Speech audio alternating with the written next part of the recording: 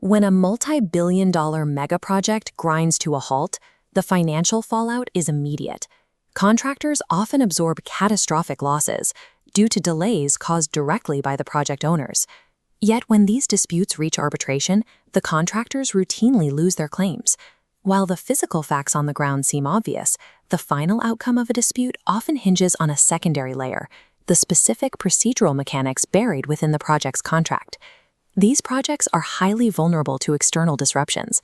A sudden design change, a terror threat, or a total collapse of the supply chain can instantly pause operations.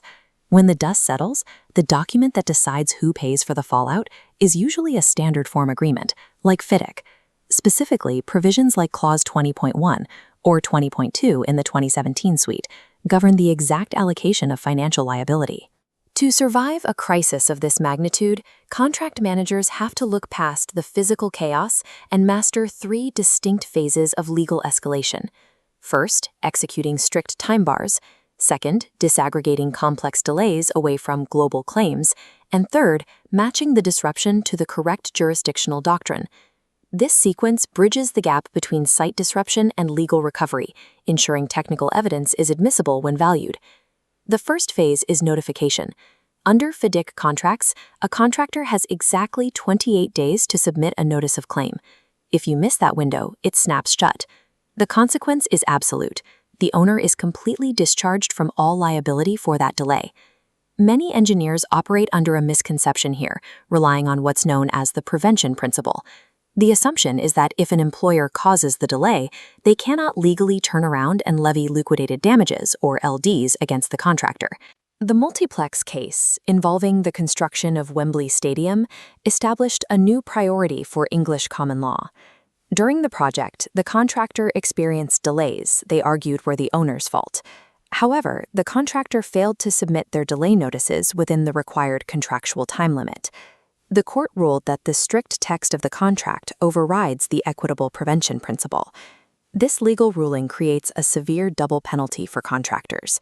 Because the contractor failed to notify on time, the owner is completely discharged from liability for the delay they caused, and they are fully entitled to apply liquidated damages against the contractor for finishing late. Civil law jurisdictions offer a slightly different environment.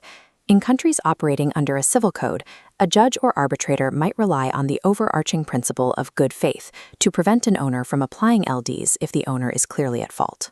Relying on a theoretical good faith defense rather than executing strict contractual notification is a significant financial risk.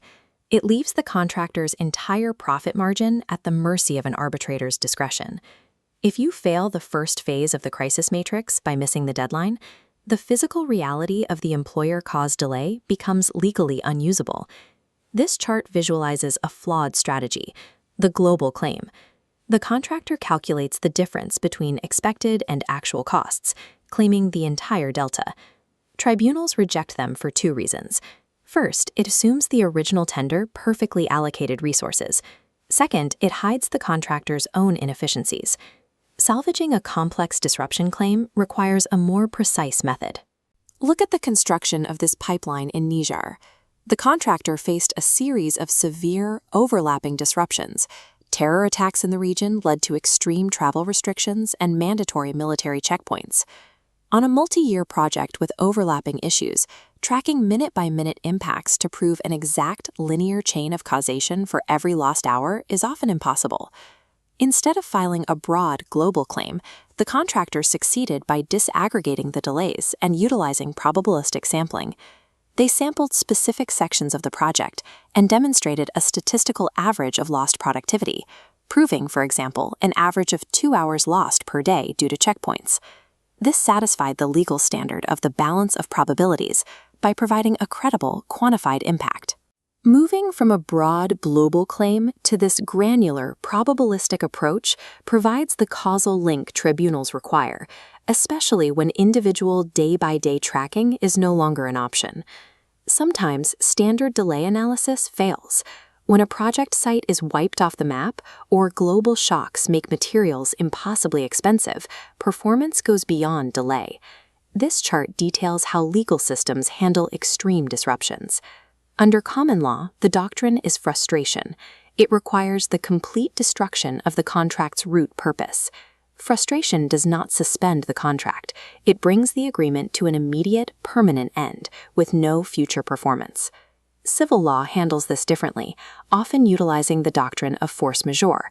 This requires an event to be unforeseeable, external, and completely irresistible, like a massive natural disaster. Unlike frustration, force majeure acts as an excuse for non-performance. It temporarily suspends the works until the event passes and protects the contractor from liquidated damages during that window. Civil law also offers a tool for economic impossibilities, the doctrine of IMPREVISION. This applies when an unforeseeable event makes execution excessively costly, even if the work is still physically possible. We saw this activated recently during a massive spike in energy markets. A ceramic plate manufacturer in France faced a sudden 100% increase in costs, forcing them to produce at a massive loss. Because French law recognizes imprevision, the manufacturer was able to demand a mandate for renegotiation, allowing a judge to adapt the contract pricing and shield them from the catastrophic supply chain shock. Matching the physical reality of the crisis to the exact jurisdictional doctrine is crucial. It determines whether your project will be paused, renegotiated, or completely abandoned. Surviving a troubled mega-project requires following a strict hierarchy of claims management. First, an operational delay is legally meaningless if it is not captured by a strict 28-day notice. Second, a properly notified claim is financially unusable if it relies on a broad global claim calculation rather than granular probabilistic causation. And third, systemic defenses against total disaster only work if you know the exact mechanics of your governing law. You have to know the difference between the absolute termination of English frustration and the renegotiation leverage of French imprevision. When a black swan event hits the site, executing this specific legal and technical sequence is what prevents project distress from becoming corporate insolvency.